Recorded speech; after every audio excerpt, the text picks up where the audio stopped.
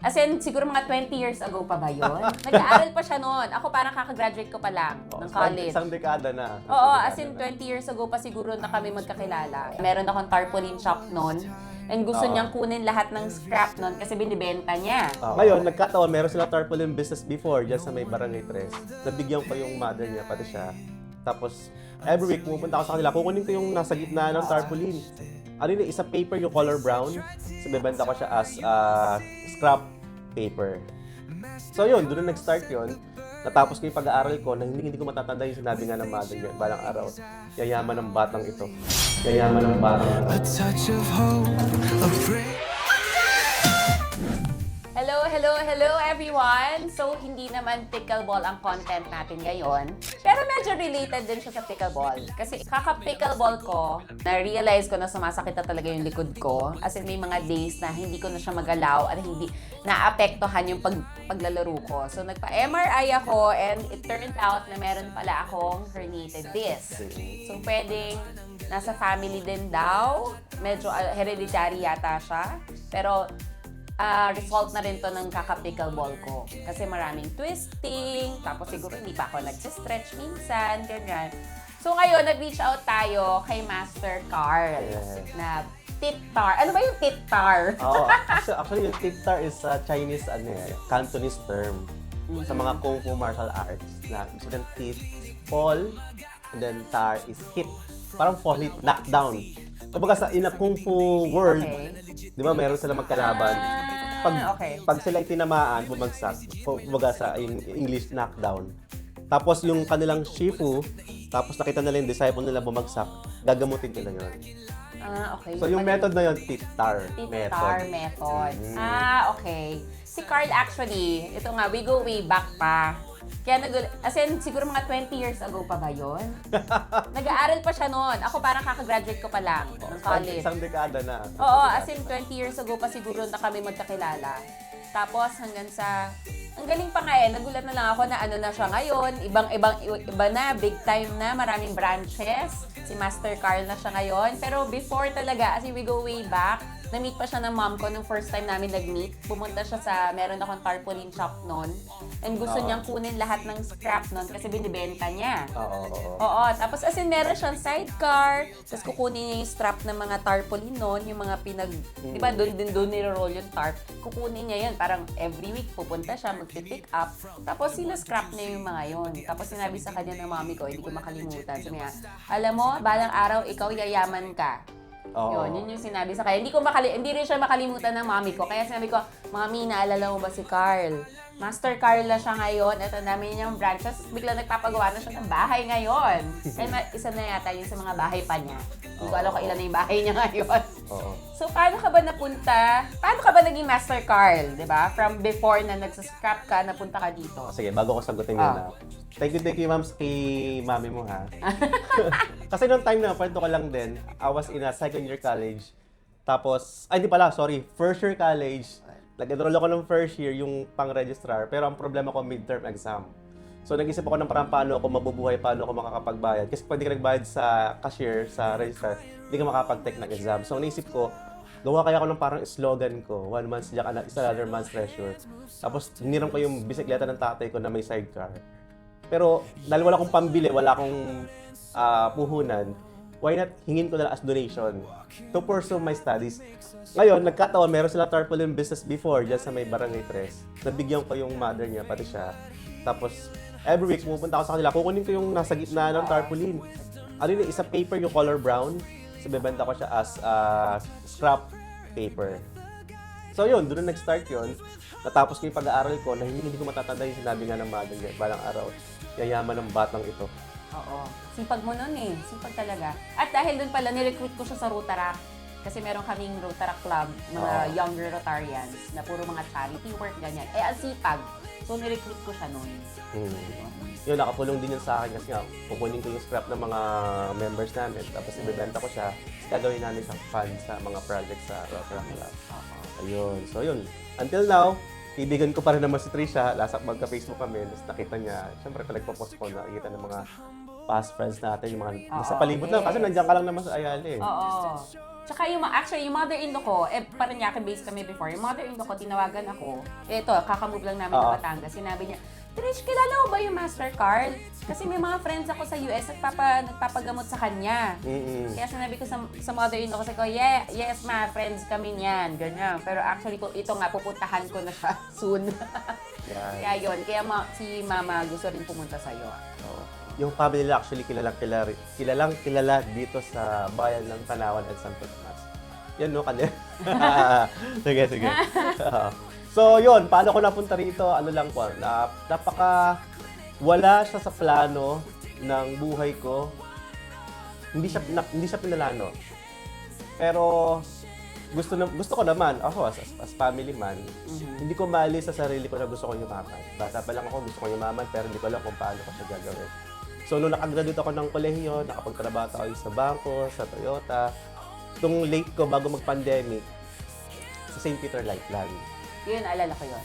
Okay. Naalala ko ng St. Peter. Pero dahil nag-pandemic nga, Oo. nawalan ako ng sales, nawalan collections, walang benta, walang kita. Pero nausong halaman ng time na yun, yung mga plantitos. Mga plantito. Oo. So ako, nag-switch ako sa ano yung kaya kong gawin na hindi masyadong... Kasi kung halaman, puro halaman na lang bentahan. Marami akong competitors. Oo. So ginawa ko, naghahalo ako ng mga compost soil, gumagawa din ako noon, tapos ipa. Pero lahat yun, ni-research ko sa internet kung paano ko siya Wala ka gagawin. alam doon? Wala rin ako Okay. alam doon. So, kahit yung Carabao, yung pupo niya, diba yung dumi niya, yun, ginagawa ko siyang organic. Kasi inaral ko anong klaseng fertilizer siya. So, every stage pa ng halaman, meron siyang kailangan nakukuha niyang nutrition. Oo. So, from nitrogen hanggang sa meron siyang potassium na kailangan. So, yun ang dinidiscuss ko sa mga client ko. Pag may order sa akin, dahil may motor man naman akong hinuhulugan ng time na yon, kakarga ko siya doon, tapos bubuhatin ko siya. Okay. Everyday yon, magpapala, ilagay sa sako, kakarga ko dito.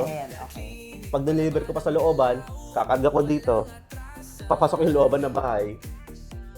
Para madala ko. Sako-sako yun. Oo, sako-sako Okay. yun. So, siguro, overtime na pagtatrabaho, araw-araw, nakaramdam na ako ng severe back pain. One time din ako makabangon. Sabi ko, wala na, tapos na. Oo. So, pang-hospital, wala akong pera. Wala kaming ipon. Pero pumunta pa raw ng Cabrini. Sabi ko, baka pwedeng, makapagbigay man lang sila ng pain reliever kasi hindi ka makakabili sa tindahan. Yung Advil, hindi na tumatalab eh. So, nung binigyan nila ako noon, pero nag-recommend sila na magpa-x-ray daw ako, magpa-MRI. MRI, 25,000. Negative, wala akong perang ganun eh. X-ray, 2,000, pero tutusukin kasi muna sa ilong, di ba, nung pandemic. So, wala talaga kaming budget eh. Oo. Takot ako na mahaba kasi yun eh. Basta doon siya nag-stop. Sabi ko, sige, pregabalin na lang. So, take ako ng pregabalin for 5 days.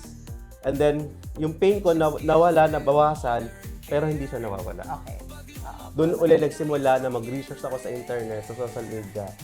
Ano yung best exercises, best treatment, sinong tao ang pwedeng magpagaling sa akin.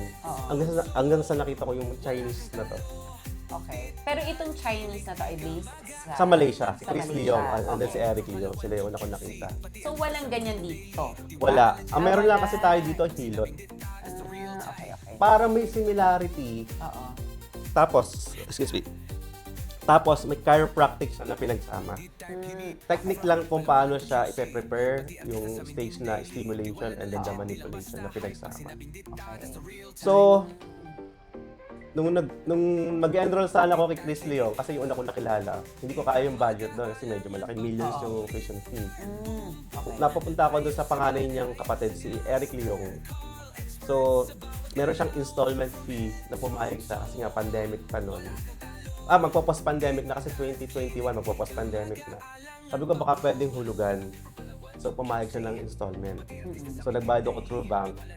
Pero bago ko ginawa yung pagkaklase ko, pinagsabay ko na nag-aral ako ng hilot dito sa Pilipinas, tsaka massage therapy. Okay. So, kinumbine ko siya. Tapos, yung napapanood ko sa panahon nila sa social media nila, ginagaya ko na siya.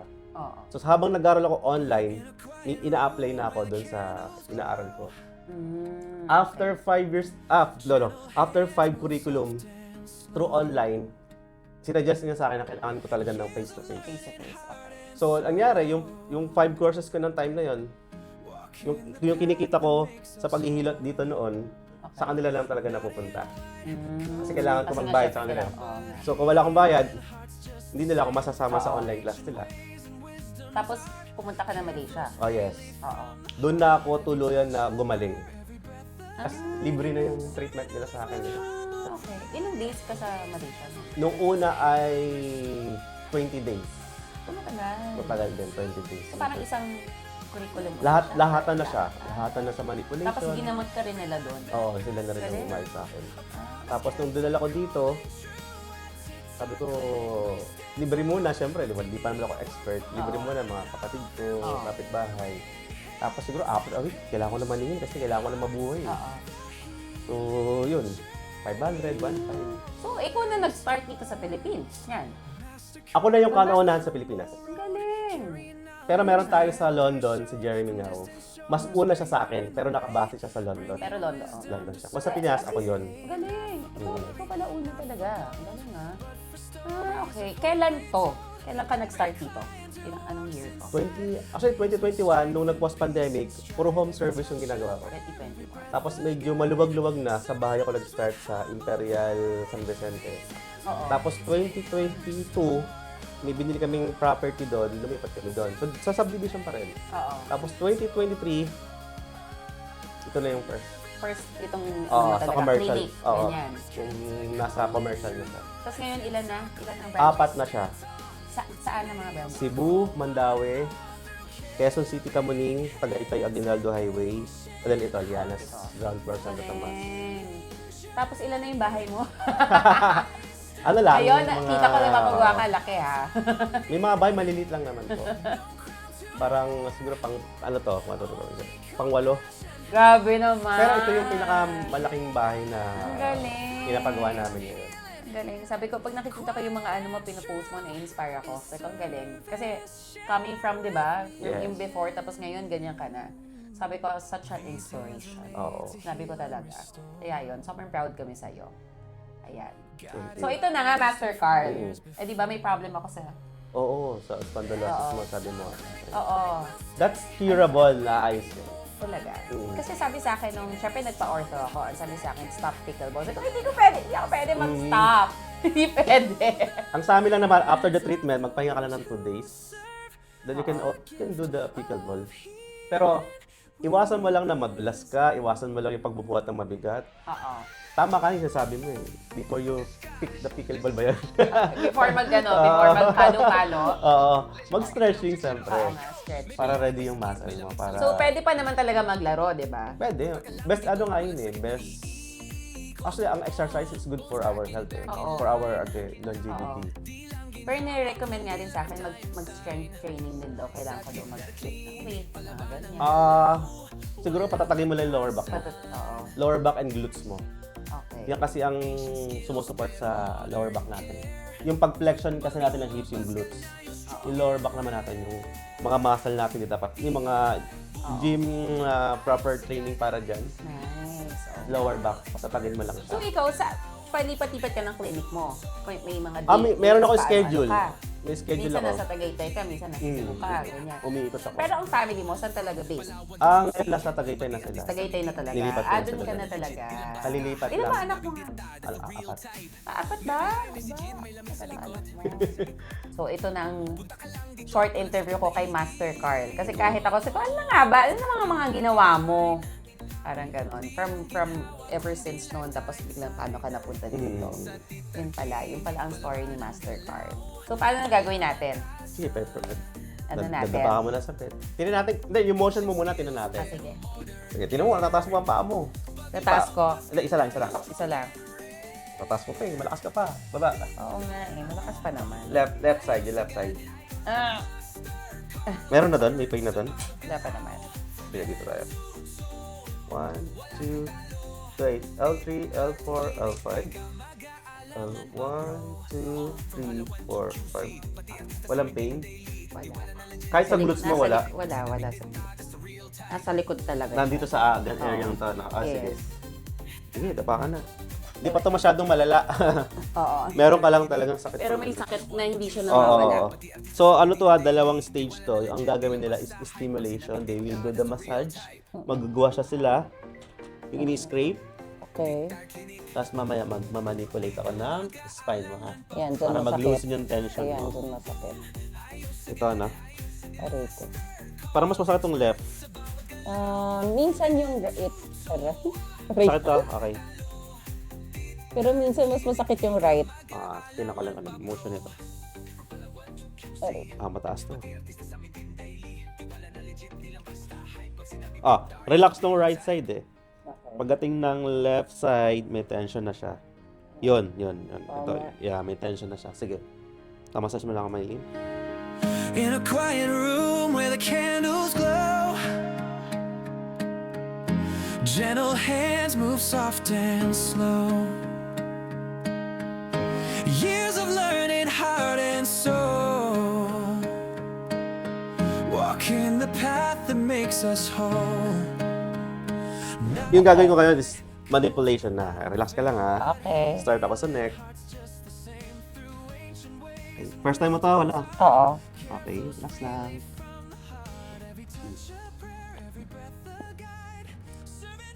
Kapila naman.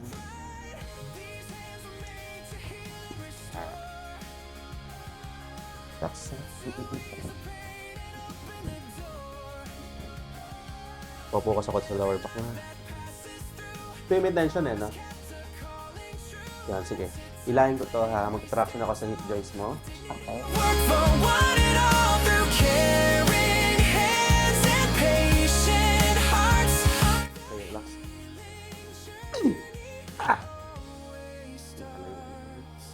Mastercard walks the humble road. May tension pa rin siya. Isa pa? May tension pa, pero na-less naman siya. Pila pa ako ha. Serve today, not for glory, not for gold, but for stories of hope retold. Every client who walks inside leaves with strength and peace and stride. Every touch a prayer, every breath. Sige tihaya ka. Tihaya. Facing up. Laki yung oscillogits mo. May tightness dito. Ito yung right mo. Pansin mo? Oo. Iba yung sa left. Alisin Oo mo. nga. Yun. Hindi talaga masakit.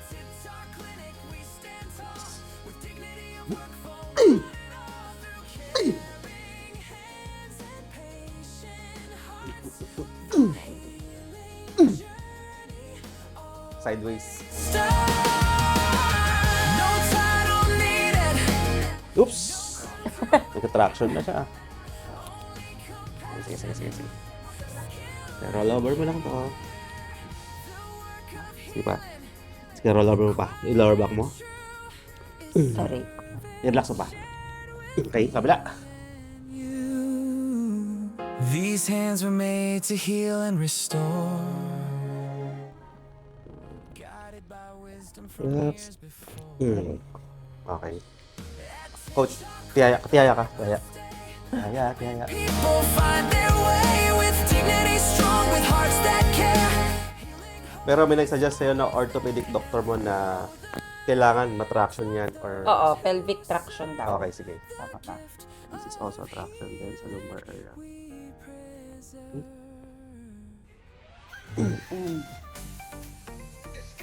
Bend ulit, bend.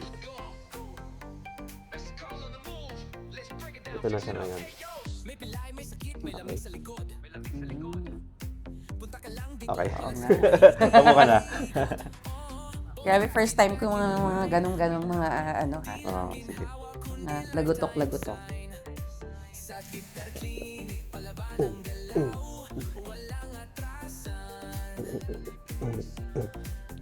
Ancient skills pero modern care. Pag lumabas ka na, you're strong and rare. Isa nagka-traction din. Yun. Oo nga.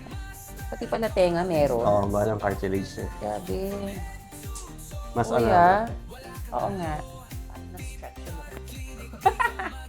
Kasi na-feel ni ate kanina. Iba lang ang Kasi traction sa ganito hospital, ko. matagal sa hospital eh. Tak, tak, tak. Isang oras, dito ganun lang, push lang. Actually, yung ortho sinabi nga mag-pelvic traction. Although hindi ko alam kung anong ginagawa doon. Never ko siyang... Tingnan mo sa YouTube, hinihila lang din siya. Pero to, as quick. Bilis. Ay, nag-feel ko yung sa tenga ko. Mas In ano, fairness ha. Oo nga, parang na-stretch yung buong katawan ko. Galing. kaya invite mo rito lahat ng taga pickleball. Oo nga, oo nga.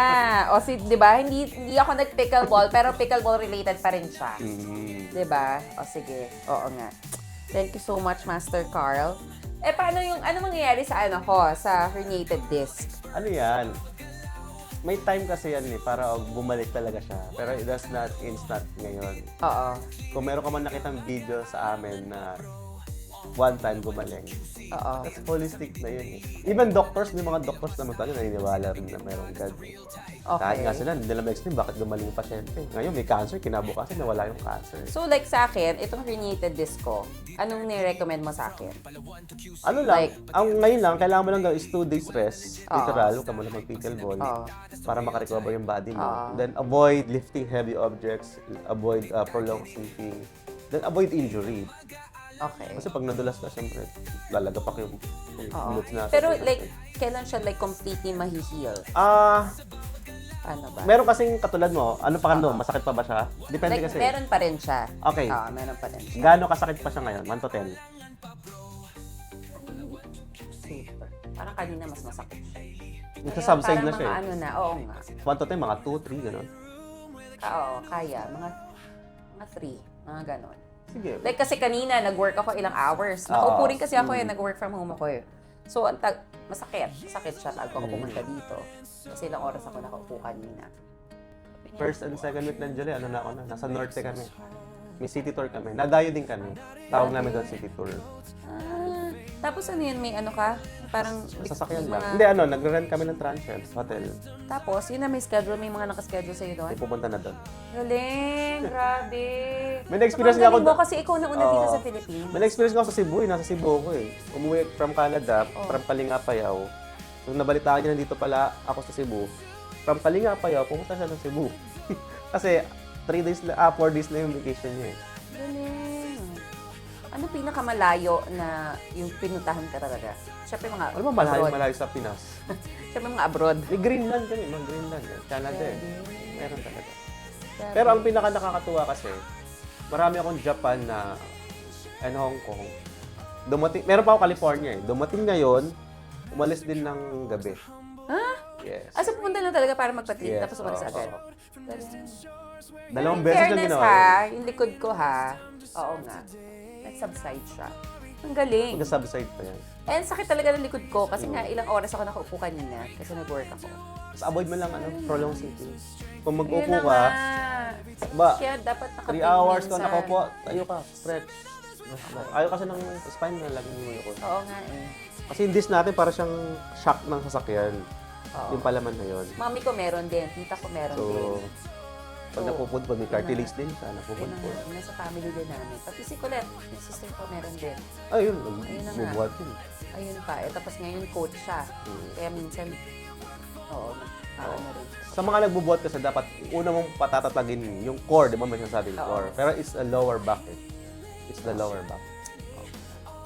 So, Kasi nang marami kang binubuhat na nakatayo, lower back, unahin nyo, kung nag-gym kayo, lower back ang unahin nyo patatagin yung muscle na nandyan. actually, Tsaka yung glutes nyo. Oo. Yan. Oo. Pero yan, thank you ha. Oo, Thank you, Master Carl. Thank you din so sa'yo. much. And thank you sa short interview. Oo. 'Di ba? O, hindi naman pickleball pero related pa rin naman sa pickleball. And yes, babalik tayo. And may mga kasama na ako next time. Ayun. So, thank you so much. Okay. Magkita ulit tayo. Okay. Thank you. At